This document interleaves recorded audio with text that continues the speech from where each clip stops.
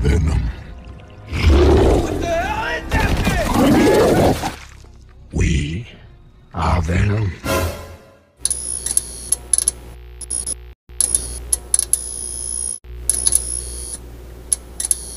Hey guys, kembali lagi bersama gue di Movie Time 21. So, sesuai requestan salah satu subscriber yang minta dibikinin alur cerita film Venom, maka kali ini aku akan ngebahas film Venom tahun 2018. Film Venom diangkat berdasarkan karakter Marvel Comics dengan nama yang sama dan diproduksi oleh Columbia Pictures bekerja sama dengan Marvel dan Tencent Pictures. So, tanpa berlama-lama, mari kita langsung saja ke pembahasannya. Check it out.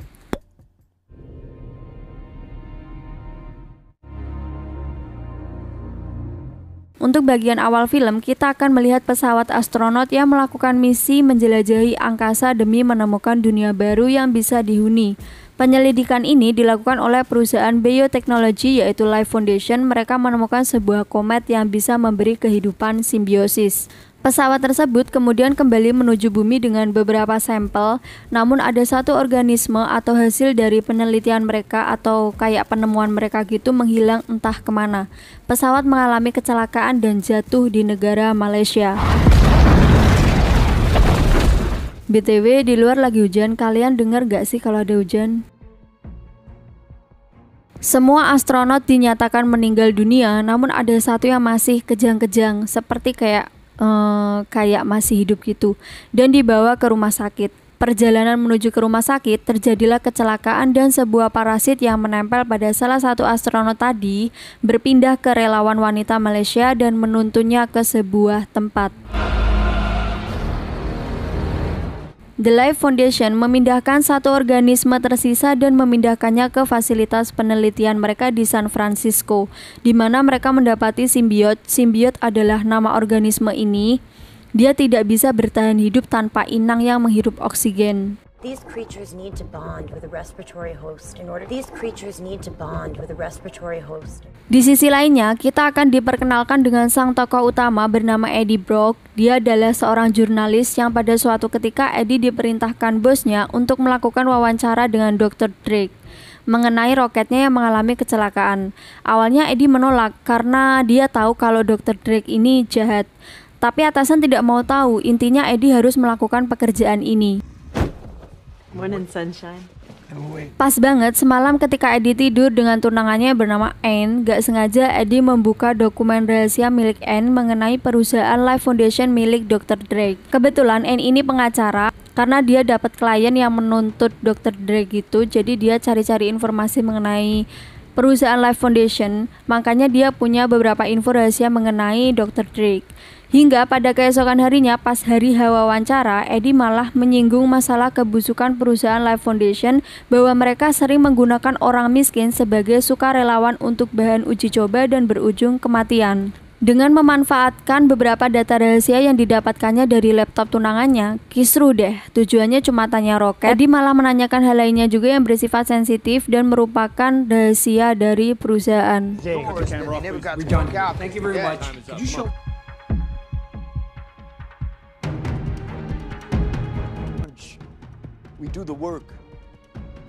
Selain Eddie, Ain si tunangannya juga dipecat dari firma hukum dan mereka pun akhirnya putus. Ya, yang mutusin si Anne ini karena Anne menganggap kalau Eddie hanya memanfaatkannya. Sebenarnya nggak gitu sih maksudnya si Eddie.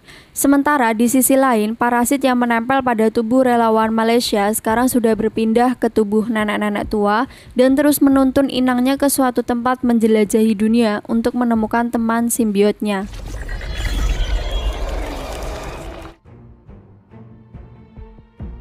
Enam bulan kemudian, setelah beberapa penelitian panjang, Drake menyuruh karyawannya para dokter untuk mengujikan simbiot ini pada tubuh manusia. Maksudnya simbiot dan manusia bakal digabung. Idenya pun kemudian disetujui meskipun dokter Dora awalnya sedikit menolak, sedikit menggerutu di dalam hatinya gitu. Ketemulah dia dengan satu relawan yang mau dijadikan sebagai kelinci percobaan dengan diiming-imingi beberapa potongan ayat Alkitab.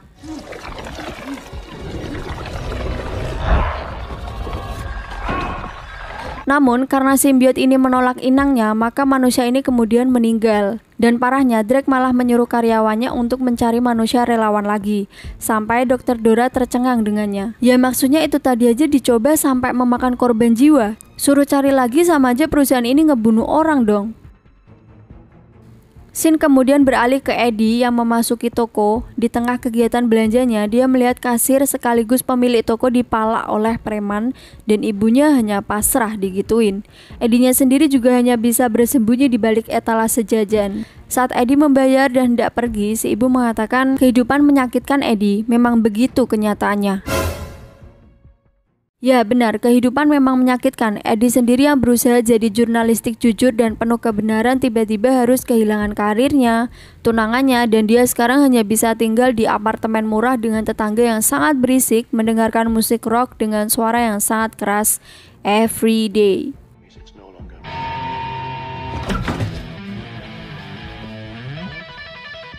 Ditambah saat Eddie mulai kangen dengan mantannya Anne, ternyata Anne malah sudah punya pacar baru bernama Dan yang berprofesi sebagai dokter bedah. Sangat menyedihkan si Eddie ini. Secepat itukah Anne punya pengganti baru? Ya sudah, skip. Suatu hari Eddie bertemu Dr. Dora di toko kelontong. Dora sengaja mengikutinya dan mengungkapkan kebusukan Dr. Drake.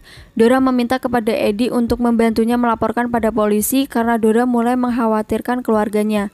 Eddie menolak. Tahu sendiri kan, Eddie kehilangan segala-galanya saat berurusan dengan perusahaan Life Foundation.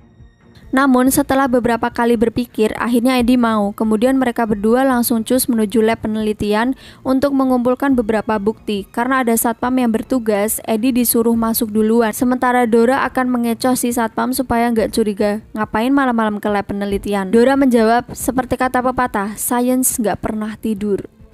Eddie kemudian terus menelusuri lab sendirian sampai tiba-tiba dia dikagetkan oleh Maria, salah satu korban dari penelitian ini dan juga temannya. Maria meminta tolong padanya sampai Eddie membuat semuanya jadi kacau dan Maria keluar dengan sangat brutal. Kemudian simbiot itu tiba-tiba masuk ke tubuh Eddie yang membuat Eddie semakin kuat dan tak tertandingi.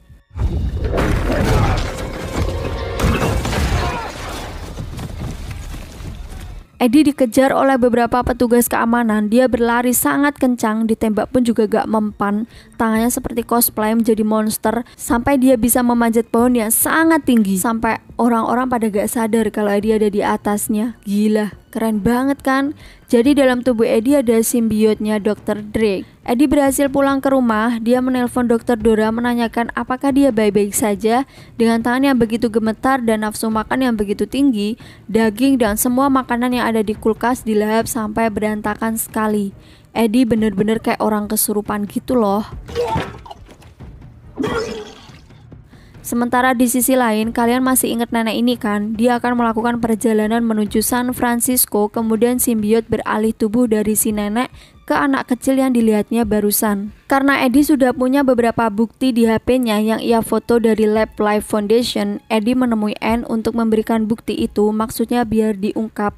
Namun Eddie nggak bisa mengendalikan amarah dan rasa laparnya. Ini semua ulah dari parasit yang ada di tubuhnya, sehingga Eddie kelakuannya benar-benar memalukan di hadapan pengunjung restoran pada siang hari itu. Melihat Eddie sangat pucat dan pacarnya Anne kemudian membawanya ke rumah sakit, Eddie tiduran di ruang MRI untuk dicek dan lihat apa yang terjadi.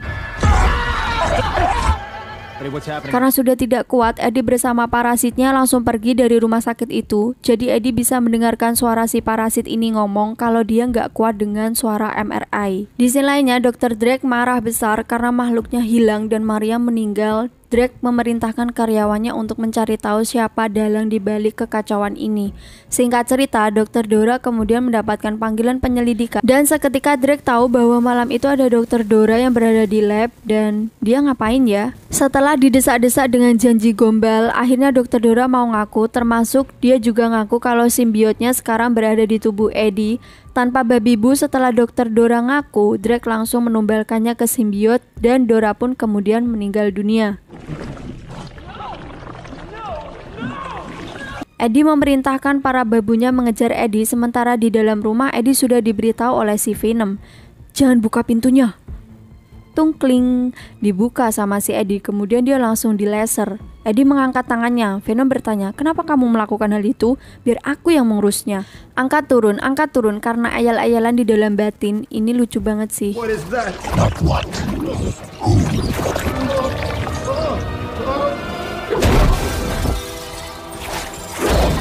Eddie berhasil sembunyi di gang sempit. Dia melihat Venom di sebuah kaca hitam mobil. Eddie menyebutnya parasit. Mendengar hal itu, si Venom langsung, parasit? Dia lucu banget gak mau dipanggil parasit dan memberi pelajaran kepada Eddie dengan menempelkannya pada tembok. Hei, turunkan aku, kita bisa membicarakan ini sebagai sesama lelaki. Gitu kata Eddie. Eddie ketahuan dan mereka kejar-kejaran lagi. Saat semua adegan kebrutalan ini dimulai dan ketika Eddie merasa berada dalam keadaan mendesak, oh tidak, aku akan mati. Si Venom menjawab, tidak, kamu tidak akan mati. Setelah berhasil diselamatkan oleh Venom, ternyata Eddie malah tertabrak dan hampir ditangkap. Bohong, si Venom kembali bangkit. Dia berubah menjadi wujud aslinya, benar-benar berubah 100% total.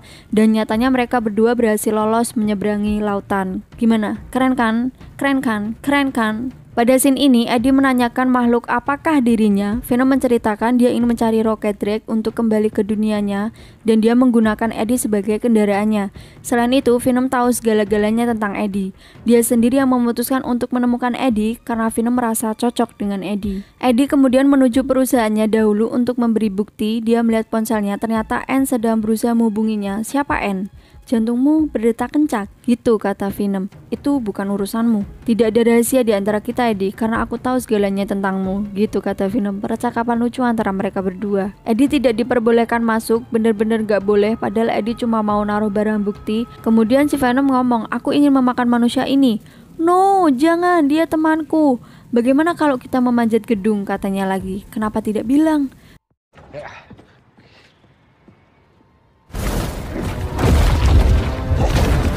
Buset dah, bener-bener manjat gedung sampai pucuk dong. Oke, singkat cerita, mereka berhasil masuk. Eddie meninggalkan barang bukti dan menuliskan pesan yang berisi ungkapkan kebenarannya. Lagi-lagi si Venom menawarkan mau lompat dari gedung. Ternyata Eddie lebih milih turun naik lift. Kemudian dia bilang, dasar pengecut. Tahu-taunya di bawah Eddie sudah dihadang oleh puluhan polisi bersenjata dan terjadilah kerusuhan di sini.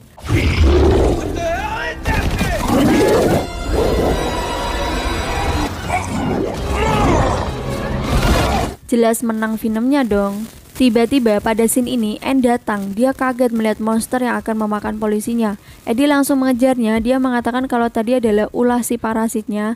Anne menyuruh Eddie masuk ke mobilnya untuk dibawa ke RS. Awalnya Eddie menolak. Kita nggak boleh deket-deket, nanti kamu dalam bahaya.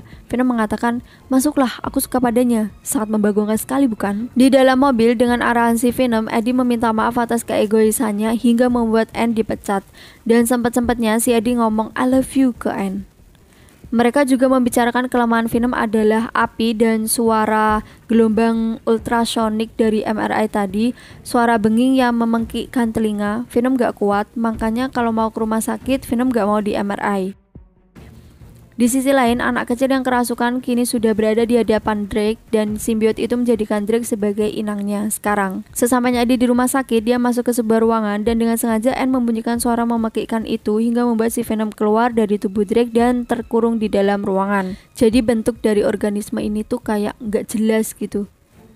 Kayak cuma gini doang, lihat deh.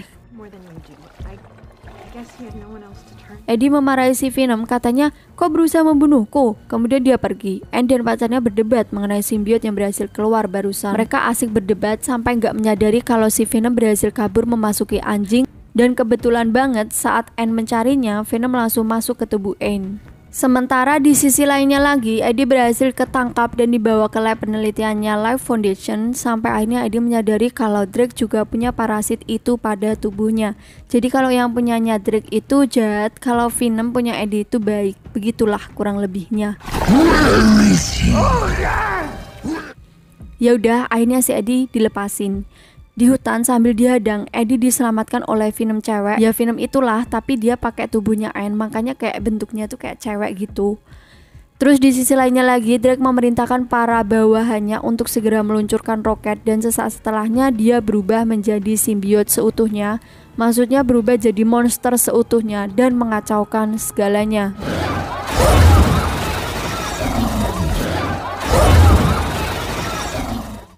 Akhirnya di sini terjadilah gelut antara Venom baik dan Venom jahat. Yang baik ingin tetap di bumi setelah melihat Eddie, sementara yang jahat menyuruh Venom baik naik ke roket dan punya rencana akan menghancurkan bumi dan membuat kehidupan baru di planetnya. Pokoknya mereka gelut lah ya.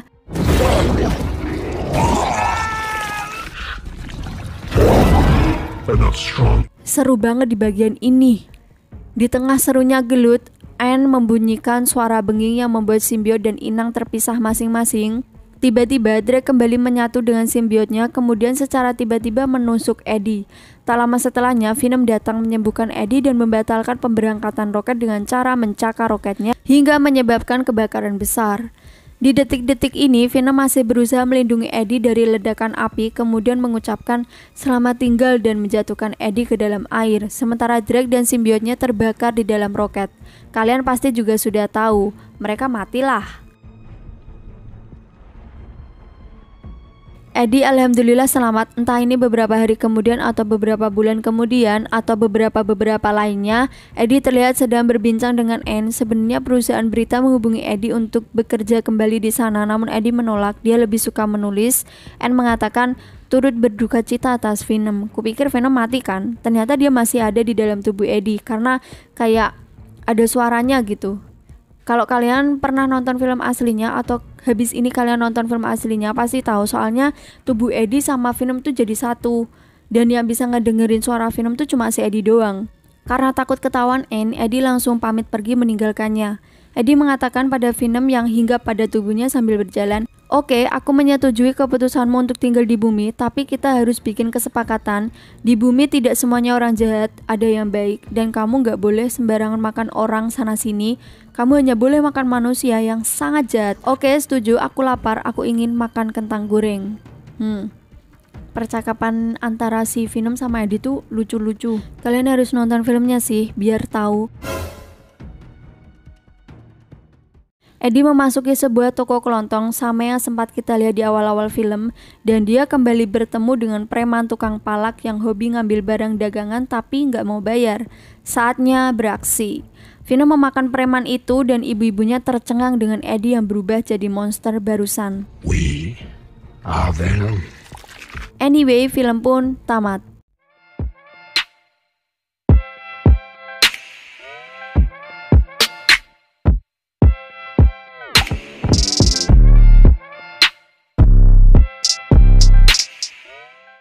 Oke guys, itu adalah suatu ringkasan atau alur dari cerita film Venom tahun 2018. Bagus banget sih menurutku.